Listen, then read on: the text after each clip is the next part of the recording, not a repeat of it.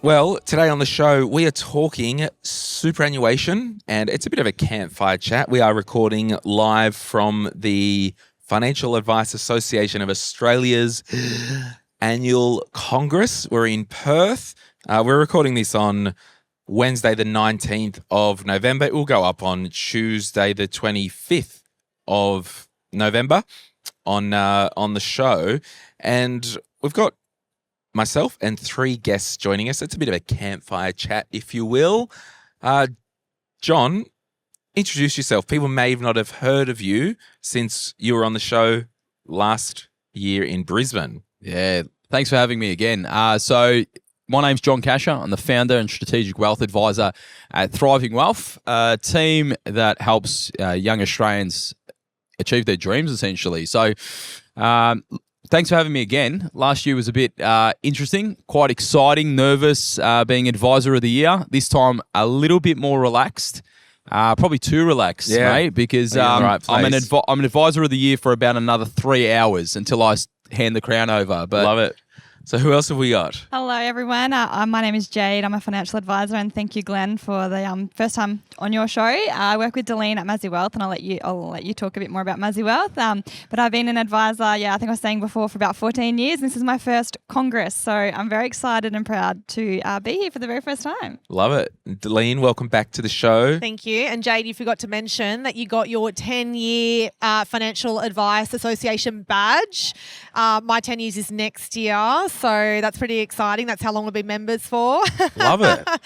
But yeah, my name's Deline. I am the founder and financial advisor at Mazzy Wealth. Mazzy means together in Greek. So we were talking about that offline. So I thought I'd share that. Yeah. And yes, very excited to be back on the podcast. Love a little chat. Love it. And there's people that now, Facebook group, that have mentioned Mazzy Wealth and your name, so well known on social circles. So nice. Yeah.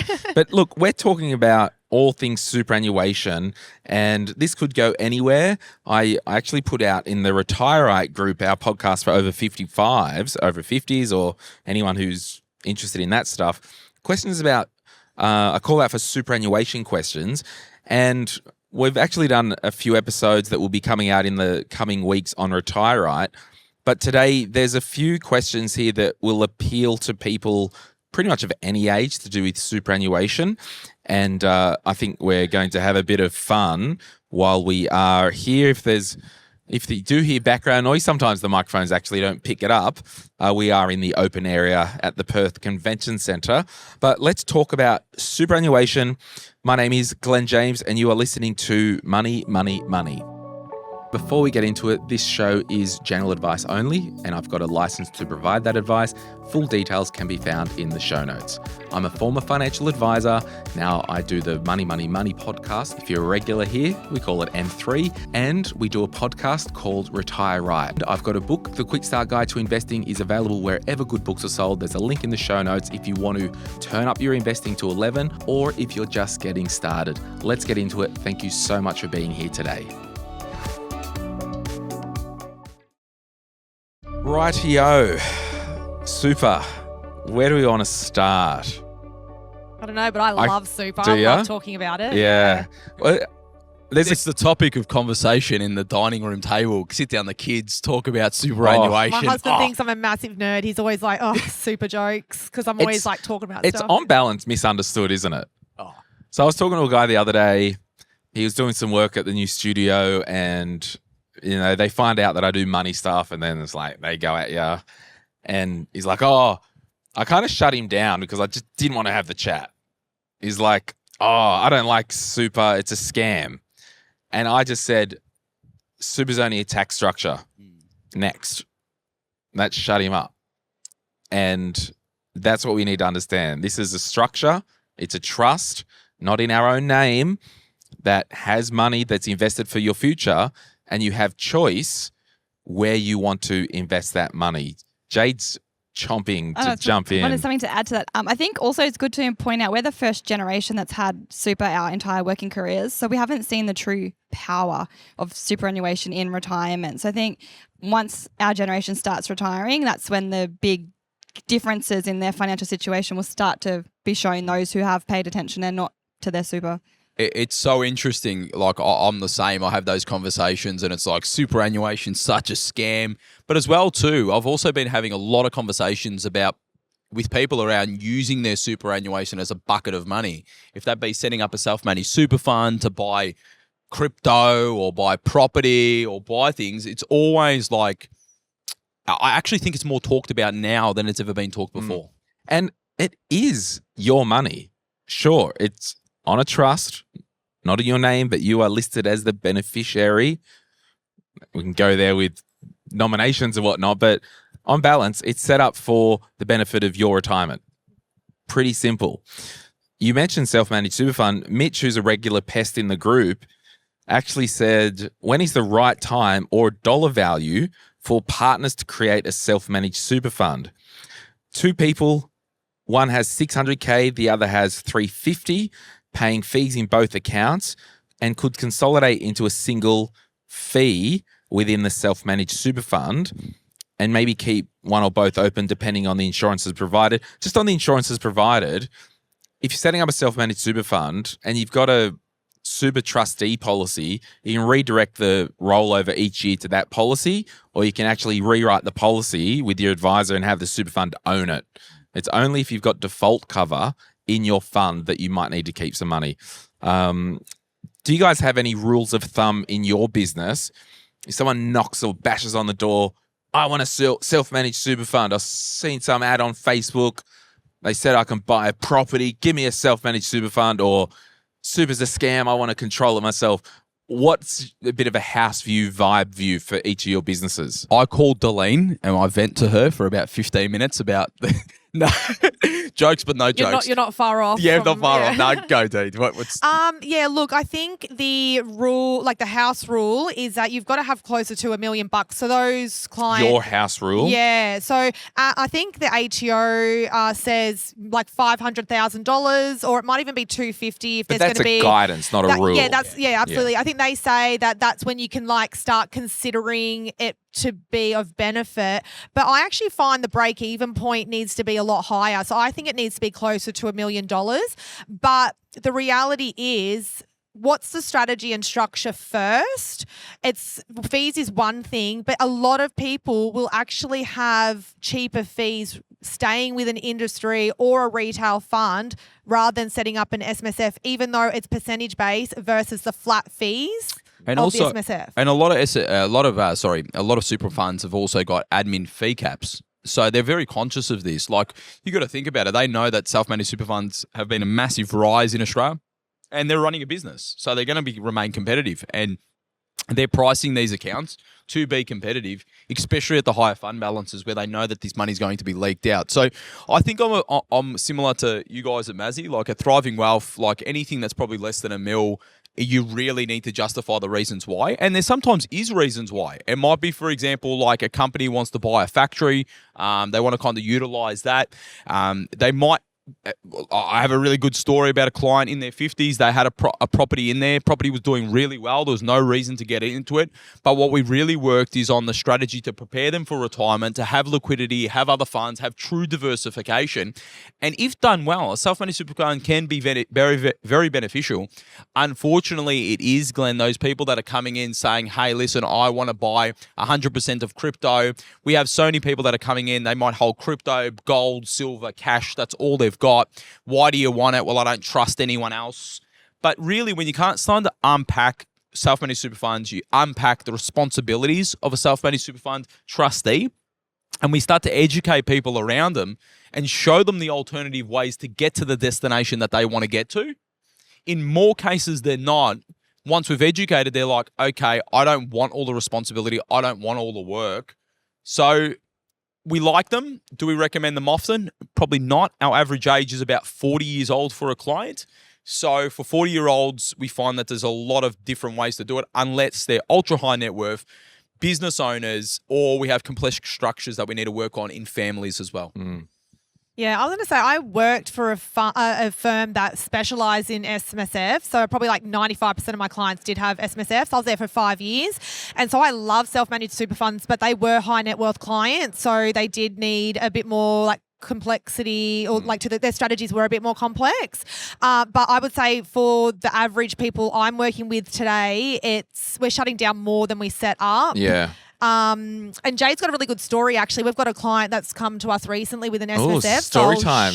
What is it, Jade?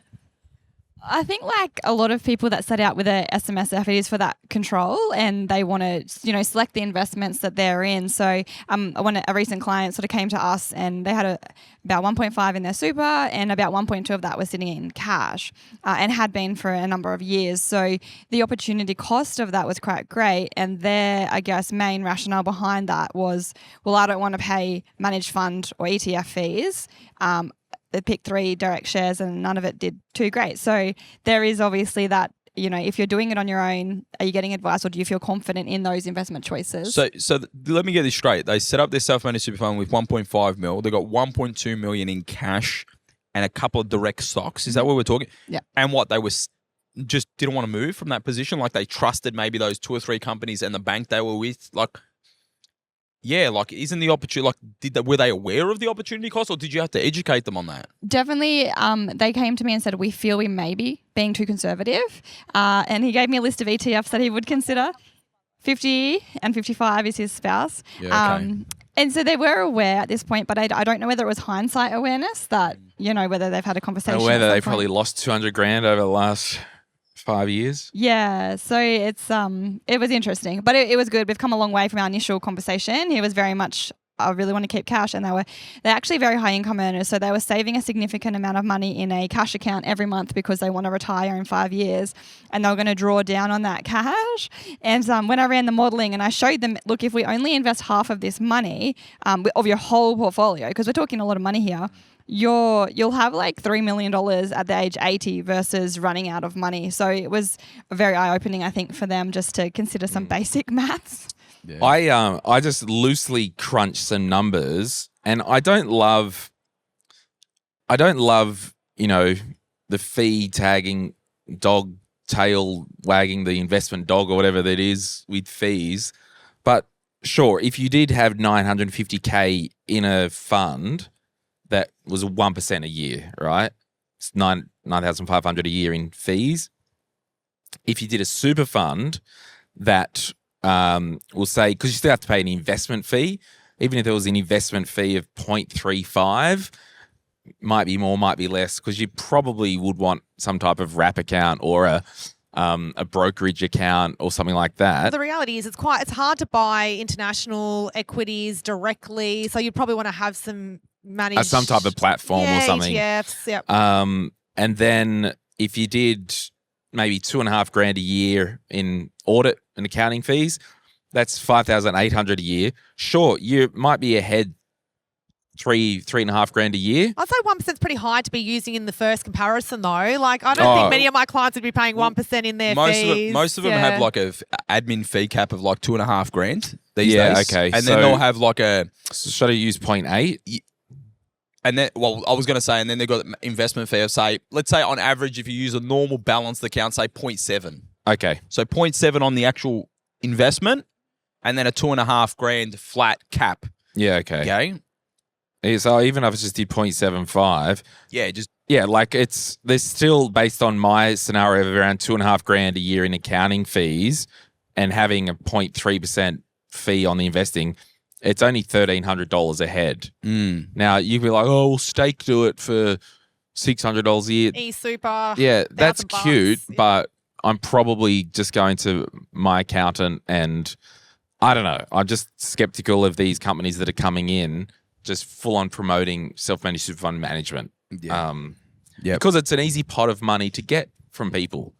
And the thing is with your off-the-hand calculation, like, we will wind those fees right back. Yeah. Like, we'll bring those right back until they're like cheap as chips, because fees compounded over a long period of time have an effect on a person's balance, and we get that. So we need to be very fee conscious. We also need to understand the purpose that people are having behind all of these investments as well. And because we see clients average age about 40, so anywhere between say 35 to 55, these people still have a long time horizon. So we want to get usually into direct equities. We want to get into that. It's only until we want to get into property that we literally look at self-managed super funds. So index-based investing, which we are a fan of, those investments that I did at 0.7, we'll probably get those down to peanuts. What's VAS these days? What's, I would Yeah, say but I you felt- still have to pay a platform fee. but that's capped. Yes. That's what I'm getting at. So that's capped. So say you got the 2.5 cap and you can get, say, the MER or whatever down to like 0.1, Yep. 0.2. Yeah. That's crazy. Yeah. And that's it. I think there's less of a compelling reason for a self-managed super fund if it's just fees that you want. Now, Yeah. sure, if you want to buy 100% Bitcoin with your fund, that's cute, but you're going to have a director's responsibility to make sure you've got a diversified fund with liquidity for the retirement benefit of the member, which is also you. So you've really got to make sure your investment strategy is legit. You live by the sword, you die by the sword. Yeah. And I just don't think there is always the case for self-managed super fund. Yeah. Now, if what's the type of house view with your businesses? If I walked off the street and I'm like, oh, I've just got this old super fund and relatively to the pack, it was high fees and it didn't have actually a decent track record. What are you guys doing with recommendations for funds? Do you have go-to super funds? Or do you just put everyone in a wrap account and charge them ongoing fees? And No, definitely not. Yeah, all that bad we've got stuff. a mixture. We've got lots of clients that have industry funds, and we'll sometimes recommend moving to an industry fund. And then we've got a bunch of clients that do have retail wrap accounts. So it really just depends on what the features are that the client needs, how hands-on they want to be or hands-off. Do they want ethical investments, like all that kind of stuff. But one of our major funds that we had talked about offline is Australian Retirement Trust. Yeah. And so that's not a product recommendation. It's just general chit chat here. they're actually in 2 days' time, there's an episode on the show with Jodie Fitzgerald. I was at their office last week. So yeah, they've supported the podcast off and on for a few years. I worked for Sun Super Yeah. a million years ago, where I started my advice career, and Yeah. so I did a stint in insurance claims there. So I'm pretty comfortable with the fund. But the reason we use them a lot is because they are really easy to use. They've got index investments, and they've got a mixture of single asset classes as well as the pre-mixed index options. So if you wanted to like build a portfolio, you could use a product like that for your clients. How does that work? Yeah, I think for a majority of our clients, we'll be able to use an ART, an Australian Retirement Trust, because of some of the reasons that Deline said. I think one of the other ones as well too is the auto rebalancing. Okay, being able to kind of auto rebalance so you're constantly not working with drifting. I think the other one as well too is that it depends. I would also say for most of our clients, it depends on the purpose they're behind. So, for example, let's say I had that client $950,000, but they're looking to retire, say, in the next 5 years. Well, we need to make sure that we've got the assets allocated in the right buckets, preparing them for retirement. So, we wouldn't want everything just in an index-based growth option. We might want to get a bit more customization. We don't want to sell down a portion. So we might need to use a wrap account to be much more individualized and personalized to the person's scenario. But when we're talking 10, 15, 20-year timeframes, these index-based options that are now available in industry funds and in in public offer funds, they also weren't available 10 years ago. So as Or much even as 5 years, even for that fi- matter. even 5 years ago. So even though wrap accounts sometimes have a bad name and the fees, you know what? There's just so many more options at the moment. And I know Mazzy's the same. Like, we don't want to change someone's super fund if we don't need to. Yeah. And so because there are legitimately crap super funds, I think, in terms of just their admin, their benefit payments for pension, for death, the performance is pretty doggy. Like if someone came to you and they wanted advice for their super and they wanted to die on their hill of the fund that they've got and it's actually rubbish, do you still go, well, we can recommend investments within that fund, but be warned? Like, how do you... I have probably done this a couple of times. Maybe not so much they're tied to the fund, but maybe because the capital gains tax is too big to do it all in one lump. So it might be just we'll make the best of what we can, or there might be other reasons why you might want to keep that fund. CGT is a big one. Yeah. CGT. We're working with a client at the moment. They had a massive CGT. We wanted to kind of transition that over a period of time. There was a massive capital gain on a few kind of holdings, and then there was some capital losses. So we kind of moved that out, and then we're going to kind of work over time in regards to building towards getting out of the fund. I actually had a funny one when you were saying this that I wanted to drop because we're talking ART. We recently recommended that a client move from UniSuper, I don't mind, UniSuper to Australian Retirement Trust. And but UniSuper isn't a bad fund. Not at all. Not at all. Not at all. This was all right, but it was a better option, okay, in this particular case. The client didn't go with the recommendation. You're going to hear this and maybe have a little bit of a giggle. They didn't like the Blue Monster. Wow. Arty. So I didn't pick that up on our profiling. We didn't pick it up on our fact finding that if you like the mascot of the fund. Was that more of like a marketing thing? Like how much money are you spending on No, this they Blue actually Monster? thought that the monster was weird to be the representative of a super fund and Fair enough. said that we need to revise the advice to remain with UniSuper. And that was good. Like we said, it wasn't a bad second option. And like the reality is we can often do the strategies and get you to where you need to be pretty much with any fund. Product, it's always strategy structure first, product second. So if you really want to stay with a particular fund, like fortunately UniSuper's not a bad fund, but if it was really a dog fund or whatever you want to call it, we can like say, you've chosen to stay in this fund, therefore this is the investment mix we recommend based on your risk tolerance and time frame. And I think because we have the legal framework that we need to do advice that's in the client's best interest, because we're going through all of these, what we call 7 safe harbor steps to ensure that it's in the person's best interest, we can't say to a client like, oh, listen, we like the monster, therefore you should be an Australian Retirement Trust. That's not going to be justifying it in front of ASIC. No, but a client can go, I don't like the colour, I'm not doing it. Exactly. So, and that's where like things, so we are going to look at things like fees. We're going to look like options. We're going to look at ease to work. What's their claims history been like? How do they all of these things justify the reason why we need to use it because we need to substantiate why it's in your best interest. Where when you don't go through that process, you might just not like the monster and you make the choice. So we're not making emotional decisions here. We're making logical decisions, trying to create the highest probability of you achieving, in this case, retirement when and how you want to. Melinda asks, spouse contributions. This is all very confusing. So who can contribute to who and how much? Anyone want to bite on that? All right. Well, I guess there's a few different types of spouse contributions. So I suppose one that's probably less common is the spouse splitting. So being able to, let's say one of you's working and one's not, the working or the employed splits off up to 85% of their contributions for the year. So that's sort of one way they can help equal balances. Sorry, I'm just going to take over to say I actually have implemented that strategy a number of times in the past because I took some maternity leave a few times. And so what we would do is get my husband's contribution cap, top it up, and then split the money over to me because it made more sense. He got a bigger tax deduction. I wasn't really earning a lot of income in those years, so he got the bigger tax deduction. Then we split the money over to my super so that we can get that equalisation in super balances. So that's what spouse splitting does. And that would have worked a lot in your favour now because of the new Division 296. Yes. So this is going to become, and was it Michelle? Yeah, maybe she's speaking. Was it Michelle who made the comment before? Who asked the question, James? Was it yeah. Anyway, we're going to go with Michelle. If it's not Michelle, I apologise in advance. But Division 296, you are going to have to worry about balance. Melinda. Sorry, Melinda. Yeah. I apologise.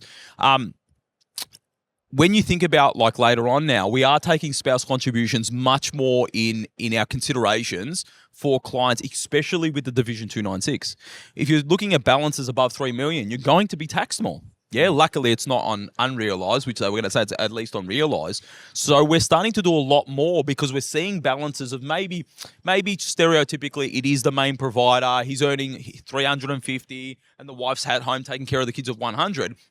That guy might get to like 4.5 mil, but you've got an opportunity where you can put another 1 million, 2 million into, you get me what I mean? So these are really good strategies and very topical of consideration right now. And if people aren't considering them, I think they might bite them in the backside later on.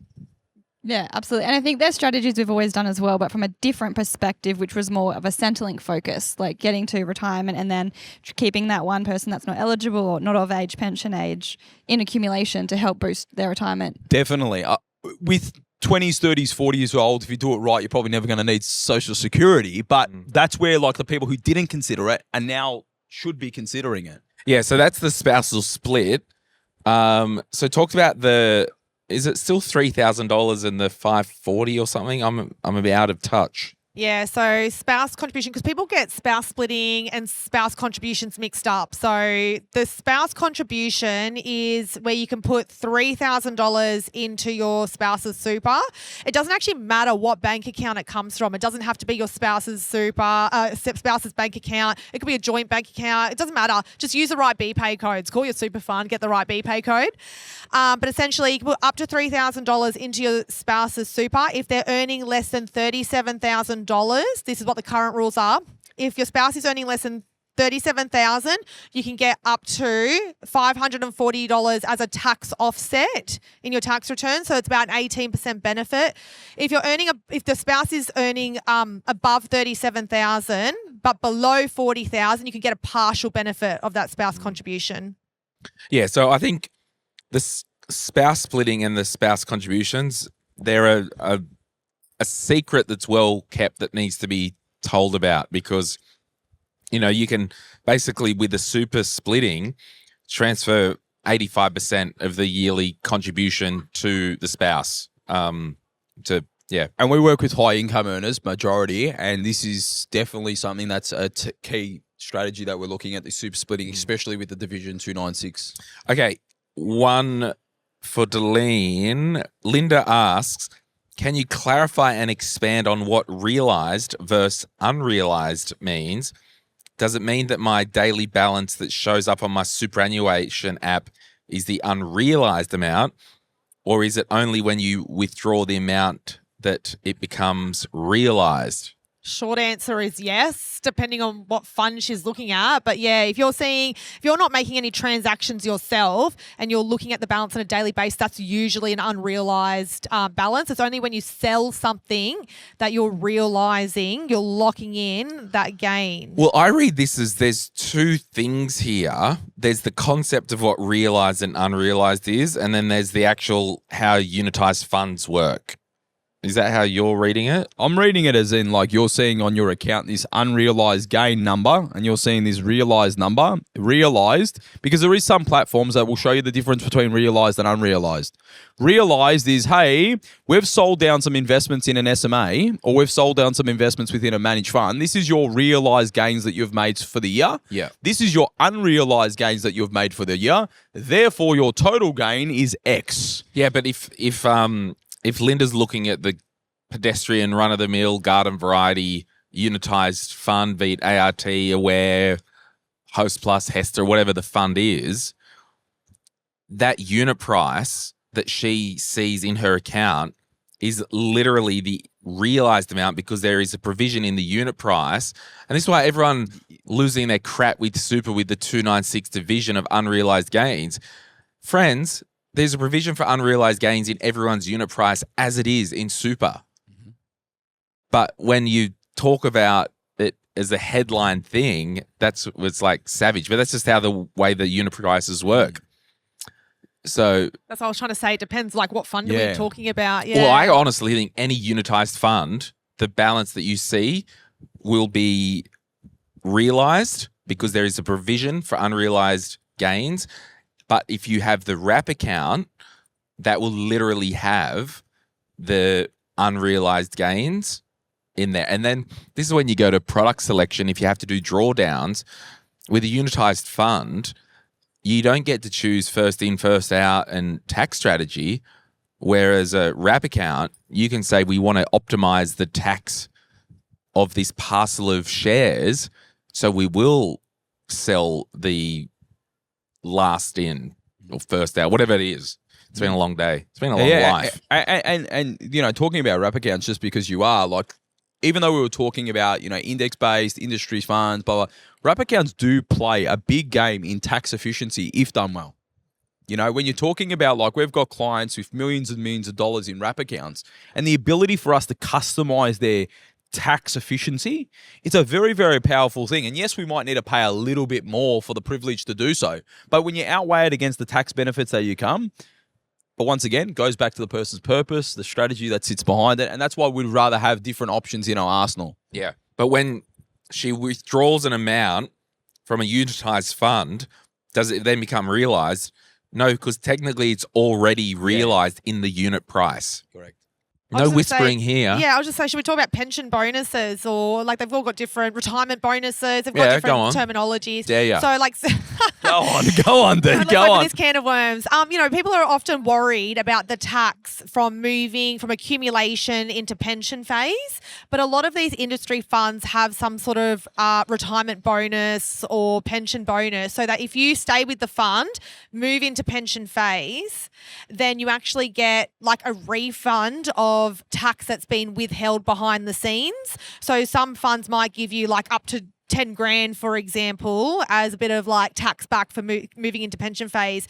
They've all got different rules, how long you got to be in the fund for, what investment option, all that kind of stuff.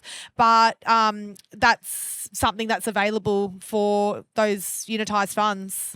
Any other comments on that? I was just going to say, how's the lollies? Last time we were on here, we were throwing lollies around.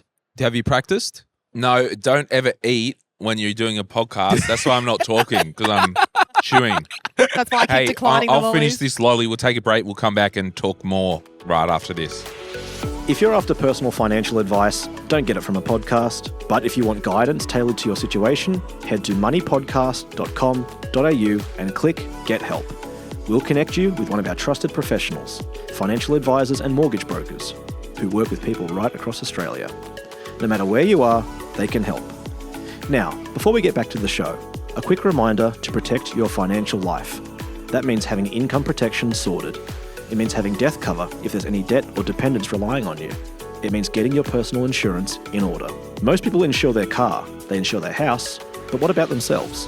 Sky Wealth, who support this podcast, are specialist financial advisors who can help you get the right cover in place. Their advice is often more comprehensive and better value than going direct through your super. Book a complimentary 15-minute chat at sky.com.au.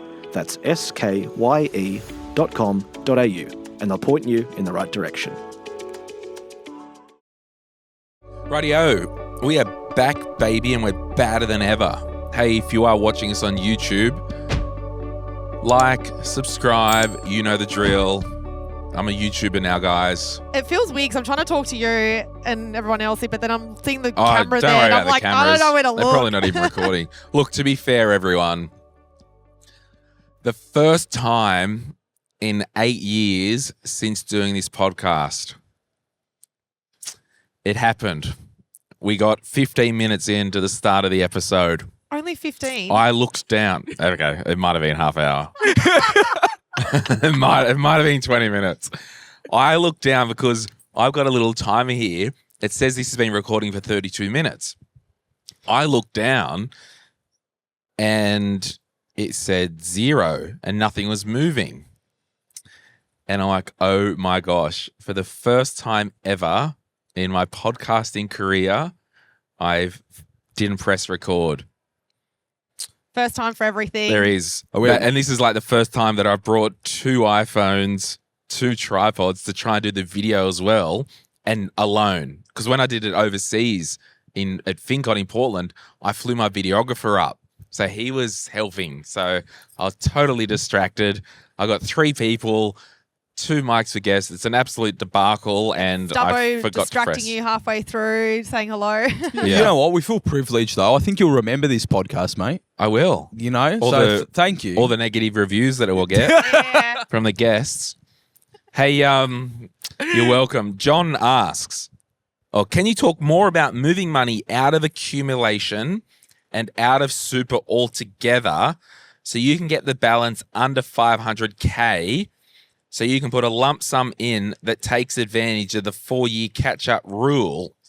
I mean, Johnny boy, it is probably more of a retire-right podcast issue, but that's basically there are rules and thresholds in super. So if you've got over 500K in super, you can't use the catch-up contributions, right? If you are over 75, you can't use the bring forward over 75, can you? Yeah. Yeah. So there's all these little sub-rules. But what old mate's talking about here, the 4-year catch-up rule, well, it's kind of 5 years, but I don't want to bury the lead. You can't do that. But what if old mate was over 60, had a change of employment situation, in theory, yes, he could move money out in pension phase or through a withdrawal and put money back in because the account, but that just goes to strategy and timing. I'm not a financial advisor. Do you want to I'm say happy to something? start this off. So I've actually considered this for clients in the past. Right. First of all, your balance needs to be below 500,000 on the 30th of June Yes. of the previous year that you're making the catch-up contribution. So, for example, if I wanted to do a catch-up contribution now in the 25 to 26 financial year, thinking what year we're in, 25, 26 financial year, my super balance had to be below 500,000 on the 30th of June 2025. So you can't do anything, just to reiterate for everyone to know. So let's say your balance was that and that circumstance happened that Glenn was talking about. If my balance was 515,000 and I take out 16,000 to make it 499, That's my cute. Doesn't mean anything. it doesn't mean anything yes. because the static date is Yes. last. Yeah. So sometimes you might get to the end of financial year. This is what I've looked at with clients before. We get to June.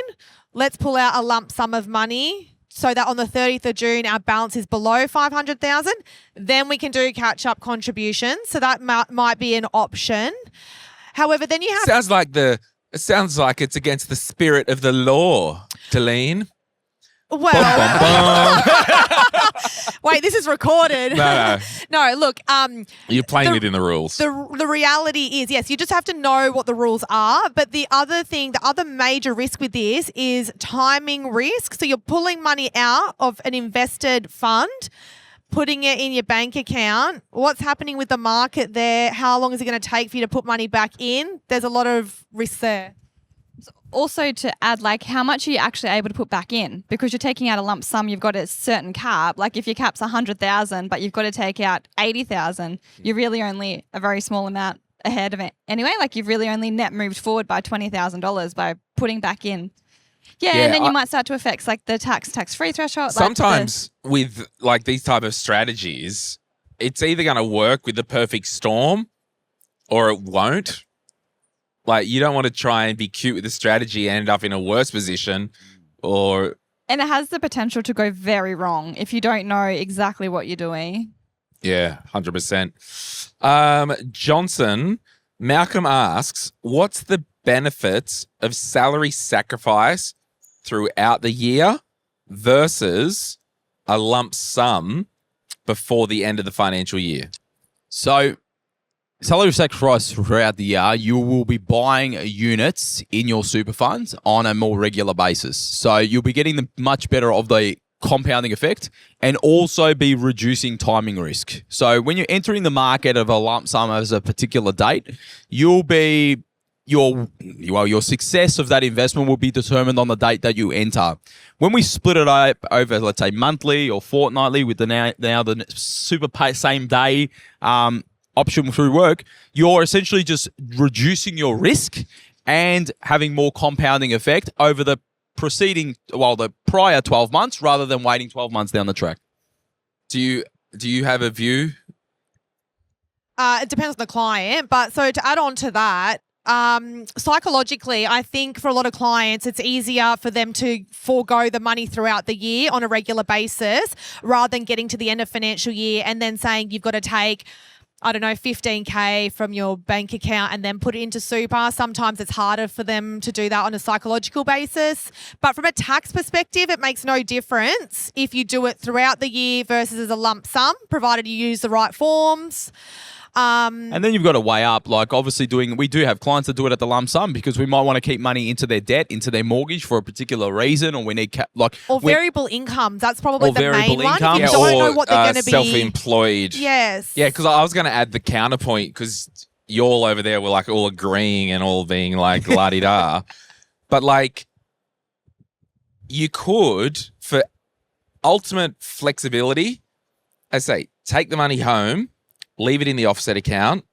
At the end of the year, at the start of the year, make the judgment call. Yeah, we're going to put more money into super, then do a notice of intent to claim, do that. So make the judgment call at the end of the year. I think one other, sorry, go ahead. No, you go. This is your show, Deline. You've been on twice in 2 years. This is your show. Okay. I was just going to say, like, there's one other risk is around your employer actually putting the money in. I've actually dealt with clients in the past where the money hasn't gone into super and they've had to go to FIG, I think it was called, to like recoup the money. I thought you were going to talk about the ultimate trap reason. Can you think of one of the trap reasons that you wouldn't salary sacrifice throughout the year if you had one thing? Come on, I got the three brightest minds in the world in front of me. Are you talking about like the contributions counting towards employer caps? No. All right, so producing? No. Yeah, what is the reason that someone wouldn't want to do the salary sack to super throughout the year? Yes. But we've got ways around that. So it's not an issue for us because you just ask the employer to do a tax withholding and withhold extra tax throughout the year. So you help the client work out how much it's going to affect their... Yeah, but if you're not schooled in understanding how that works, you'll get a nice surprise at the end of the year. You'll get a tax bill. Mm-hmm. Yeah, I think the other one as well too is salary sacrifice as well too for high income earners. If they're going to go into Division 293, So what we also find is a lot of people will say increase in their careers. They've kept a salary sacrifice arrangement on. They've increased their income and then they might be actually contributing too much. Yeah.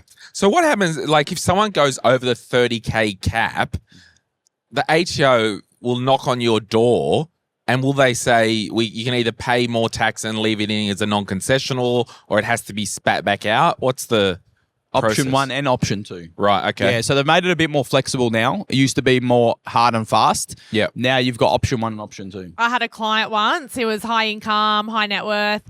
He was maxing his cap back when it was lower, like 25 grand. And he was also maxing his non-concessional contributions. So essentially what was happening, he was being taxed on the concessional contributions, taxed on the non-concessional. He was paying actually 85% tax on that money because he didn't have the right advice. Yeah. I remember once... That was before he became a client, by the way. Once we did a bring forward rule, NCC. Yes. This is recording. But anyway, we did a bring forward rule for a client. We called up the super fund and we said, has any contributions been made since the account has been set up? Because we want to be making sure. We asked the client and said, have you ever done any contributions inside super? And the answer was no and no. Fine. So we went and we utilised the bring forward rule. Client gets a letter about 2 years later, $185,000 over the cap. And this was the time when you didn't have the options. It was the penalty. Anyway, we ended up speaking to the ATO. We discussed that it was an honest mistake. They did let us release the money, and we ended up getting away with a $400 like nominal amount. Wow. But it was they saw that the super fund told us it was incorrect. They saw that the client gave it, and we got away with the client. Well, the client got away with not doing it. But be mindful, there is traps if you do get it wrong. So, kind of in finishing, what advice would you give to people who maybe don't feel the need to, they've got a level of financial acumen, or how can someone review their current super fund, and what are some things that they need to look for to see that it does meet their needs? Jade? Well, I probably just want to, touch on making sure your employer is actually paying your super to start with. My husband and I have a construction business, and typically in that industry, not a lot of super gets paid. So I've been up on my pedestal in that industry fighting for all the boys to get their super paid. But it's the same with industry, with the retail industry and the hospitality industries. I think statistically they make up like 80% of the unpaid super in this country. So I think a starting point is making sure you're being paid it to start with. The other one as well too is a big one. And I know we haven't covered a lot of it today, but I do see a lot of people with no beneficiaries or beneficiaries that aren't valid. And so making sure, please just check that there is a nomination and that the nomination is valid. Second one as well too is go onto a lot of these super fund calculators that they've got available, these free calculators. Punch in your balance, punch in usually what your age is and stuff like that, and just get an indication to if you're on track or off track. And maybe some of the things that we've talked about today in regards to extra contributions, and that's where I would be probably starting. Beneficiaries and just seeing where you're on track, off track from a retirement perspective. I've never met anyone who has come to retirement age, call it over 60, that's slowly added more money to super over their working life who has regretted it. I mean, Never. It just has not happened. Yeah, I used to work for a super fund that specialised in teachers, private school teachers. And so part of their EBA was that they made an extra 5% contribution, and then their employer added however many percent, 5% on top or whatever. And these teachers, everyday Australians retiring as millionaires. And it's because of that slow, steady compounding effect. If you had a magic wand and you wanted one thing changed about the super industry, what would that be? I'd like the discussion to stop about how we can access it before we're at retirement, because it keeps coming up with everything. Or should young people access it to buy houses and to do these and the other, to get their teeth replaced, to get a boob job, all that sort of stuff. So I'd like that conversation to stop. Right. Interesting. Yeah, that's a good one. I'm going to echo a little bit stamping down as well too. I think every asset inside a superannuation fund should have an income portion to it. Interesting. So I'll buy it. Yeah, so you must be buying an asset My that super has fund's the got intent Bitcoin, baby. that the intention to have an income producing asset. I'm going to push back on that, because what if I want to buy equities in a high growth portfolio True, there's with no equities that don't have- dividends? Yeah. No. I get that. I'm saying that superannuation we're talking about a society perspective, Yeah. needs to be an income producing asset, because it's supposed to fund the person's retirement to get social security benefits reduced. It's But I not can because sell what off my equities to live off. I'm just saying if there was one, because I actually like superannuation, but she beat me on that one. Just like I wanted to add another little All one. right. What's your... Look, my magic wand wish has already come true, because I really advocate for better early childhood education and care and paid parental leave. And I really wanted to see super being paid on paid parental leave, and that has been executed. So that is a great start. Your job is done. What about, we all didn't talk about, what's your thoughts about contribution caps? Do you think it's right for us to cap what people want to put in their retirement funds? I think in the whole scheme of things, they're actually probably quite low. Like if you're talking like concessional contributions, I guess that's why they've introduced the catch-up contributions. But if you're a high income earner and you can only put in $30,000 a year, from a tax perspective, you're capping out pretty quick. Well, given that they're now taxing high balances, or they will be, like from 3 to 10 million at 40%, 30%, and then over 10 million, 40%, is there an argument remove caps? That's what I'm getting at. But we've got to be realistic as well. Australia has like over $4 trillion. So we're the fourth biggest retirement asset pool in the world, and we're not the biggest country in the world. Like there is a lot of money in super. So yeah, I don't know. And relative to other countries, like you look at the US, for example, their caps for like concessions are like 15 grand, 10 grand. Like it's not a lot. So I actually do think we've got a very generous system, and I'll probably always die on the hill that I would still rather pay 15 or 30% in super than 49 outside. Call me old fashioned, but less is less when it comes to paying tax. Yeah, I agree. I just think that maybe now with the new provisions that have come in, like you said, I think the next wave is maybe reconsidering these caps. I'm more thinking about the people that maybe haven't done it. They're maybe at 600,000. They're over the 500,000 threshold. Maybe they go, hey, they've had an aha moment and they do want to. You are left behind in that 8 ball. I'm going to finish on, I'm disappointed with the three of you. Were we not controversial enough? Not controversial enough. You didn't fight me enough. You didn't ask me what my magic wand would be. Go on. What's your magic wand? Glenn, We're sending this- what's your magic wand? Oh, I'm glad you asked. We're sending this to the Treasurer's office. APRA, if you're listening. Treasurer, if you're listening. We need to standardise super fund investment option labelling. So if I'm in a balanced fund, I know that every single balanced fund in Australia has 50% growth, 50% defensive. I would call that balanced because it balances. But if I'm in a growth fund, it must have 75 to 85% growth. With a 5% tolerance either way. Either way, That's like, it. yep, if I'm in a high growth fund, it means over 90%. percent Shut up, go home. Like, we need to standardize this stuff because when we're comparing funds, you can't actually go, well, that growth fund did this, that growth fund did that. You have a look at all these super funds.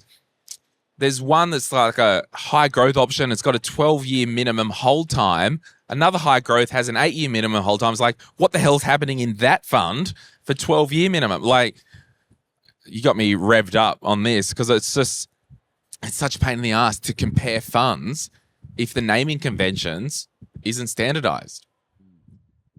So, look, we can solve all the world's problems here.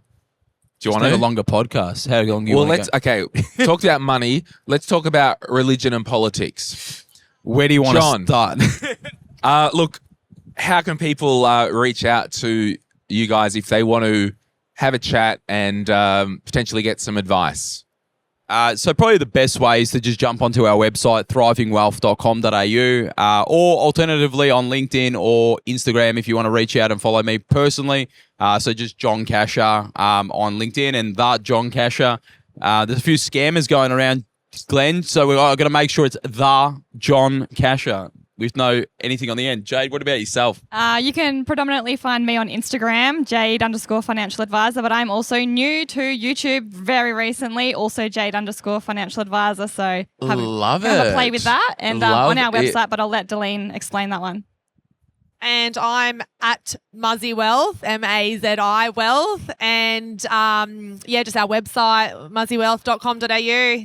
Do you know, it was good that first recording didn't actually record because when you said how to pronounce Mazi, and I'm like, it's Greek, and I did a Greek accent. And it was really Can bad. you do the hand movement though? I reckon. No, I'm not doing it because you get Come cancelled on. for this stuff. What? You do. It's weird. So can I do it? I don't know. Can you? I think so. Like I talk with my hands anyway, so I apologise. What's for your anyone. heritage? Macedonian? Maltese. I'm like wog. Same. I'm like wog. You're all sound the same. They- See, you just got cancelled again. That's what I mean. To all the Europeans out there, I embrace the hand movement. So Hey, we need to talk about your trip to Egypt because I want to go there next year. I want to organise a money podcast Egypt tour. Hey, I can hook you up. Private tour guide. Look That's after what I'm you. talking. Whatever you We'll do a want. little money session. Hey guys, welcome to the money tour. Save money. Okay, tour time. live out of the Valley of the Kings. I will say, Yes, King. I will just say about Egypt. The 6-week holiday was amazing. We did Europe and then we did Egypt. But I actually have appreciated my trip to Egypt more since I've been home. Interesting. When you're there with the pyramids, I'll be honest with you, it was a bit underwhelming. Okay? Because you've seen the pyramids so much. You're there, you see it. But it's when you leave the place and you're like, I was on a camel going around the pyramids like Alexander the Great was like 3,000 years ago or 2,000 years ago. Or whatever. So you might get there and feel like, or the Sphinx. Remember the Sphinx, you're going to see it. You're in the desert. There's people everywhere around. It's not like this Instagram thing where there's no one around that you take a picture of a Sphinx. But it's when you leave it, that was one. The other one was Luxor. Amazing. Okay, amazing. It was the highlight for me, being able to go into the Valley of the Kings and then go down into the tombs and see how they did what they did is absolutely amazing. The question you should have asked from the start is, John, did they actually build the pyramids? Oh, did they? This is, I Oh, God. No, we're not going tinfoil hat. I'm not too tinfoil hat, but I will say something about the pyramids. What was very interesting is that the blocks down the bottom are smaller than the blocks at the top, from what I could see. And what they do tell you is that they made them in zigzag motions. So I do think it can be built by humans.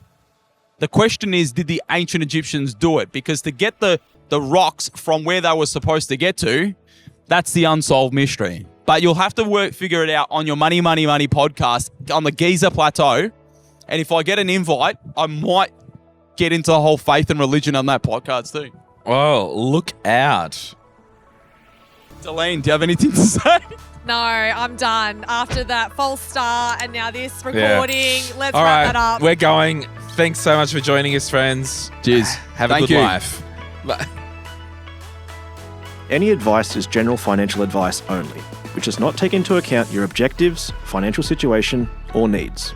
Because of that, you should consider if the advice is appropriate to you and your needs before acting on the information. If you do choose to buy a financial product, read the Product Disclosure Statement, PDS, and Target Market Determination, TMD, and obtain appropriate financial advice tailored to your needs. Simo Interactive Pty Ltd, the publisher of this podcast, and Glen James are authorised representatives of Money Sherpa Pty Ltd, which holds financial services license 451289.